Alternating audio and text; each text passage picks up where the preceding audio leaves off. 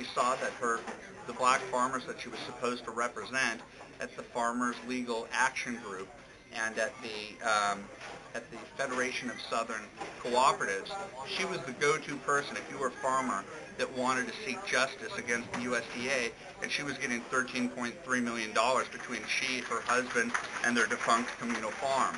And so she was now put in charge of the judge's independent monitor of what was going on in Pigford. That's why Pigford is unfortunately in my life, is because I tripped upon something that they thought that I was pulling another acorn. They thought that I was setting a trap to expose Pigford. That's why they hit me so hard.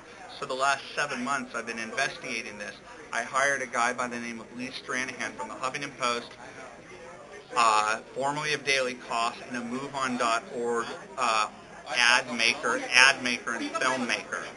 And I said to him, here's a report that we've done, and I want you to try and prove me wrong about what I'm saying.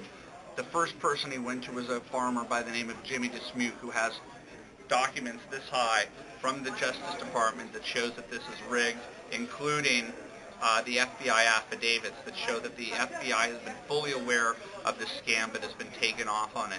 The second person that he went to represented the majority, if not all, of the Arkansas cases, thousands of them. When we asked him about the fraud in Pigford, which Vilsack, the head of the USDA, denies that there isn't widespread fraud, he says there are only 3 cases. This lawyer, an officer of the court, speaking of his own clients, said they got away with murder. He said they got away with murder. He says hundreds of them got away with murder.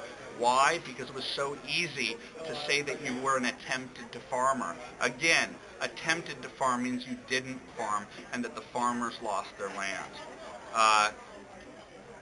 We also went to Mike Espy, former head of the former Secretary of the Agriculture.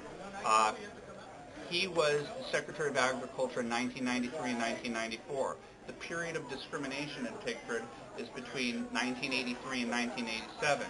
So Mike Espy is suing on behalf of Pigford claimants for attempted to farmers who have never sued, where he's going to make hundreds of thousands, if not millions of dollars, in essence suing himself.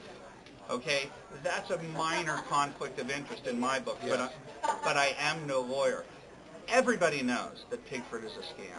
Everybody knows that is a vote for play, that the Congressional Black Caucus it knows exactly what this is. We're being told we're going to have to wrap this up. Yeah. Andrew, when's the next development coming out on this? You said earlier it was going to be soon. I got like 1 minute left with you before. We are going to do a press conference at Pigford, at CPAC, where we're going to play the audio that shows the head of the Black Farmers and Agriculturists Association teaching people how to defraud the government and how he implicates a federal judge involved in this scam. And we've reached out to that federal judge for comment. We've told him that we have evidence that shows that his case has been screwed with at the highest possible levels, and he refuses to return our phone calls. I've gone on to Twitter.